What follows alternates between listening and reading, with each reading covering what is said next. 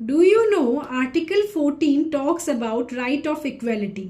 उसी के अंडर एक डेवलप्ड प्रिंसिपल है या डॉक्ट्रिन है जिससे हम बोलते हैं डॉक्ट्रिन ऑफ इंटेलिजिबल डिफरेंशिया।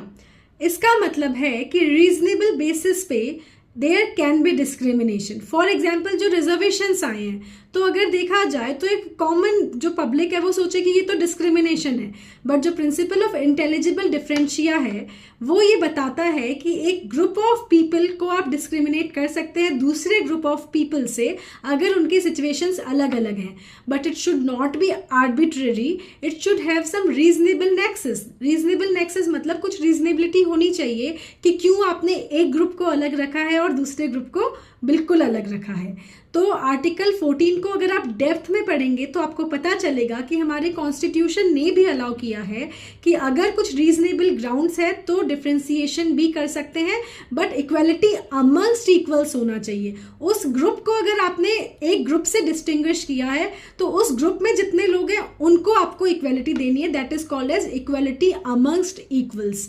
ये कॉन्सेप्ट बहुत डेप्थ का है, अगर आपको डिटेल में पढ़ना है तो प्लीज मेल करें मुझे और मैं आपकी क्लासेस शेड्यूल कर दूंगी। Thank you.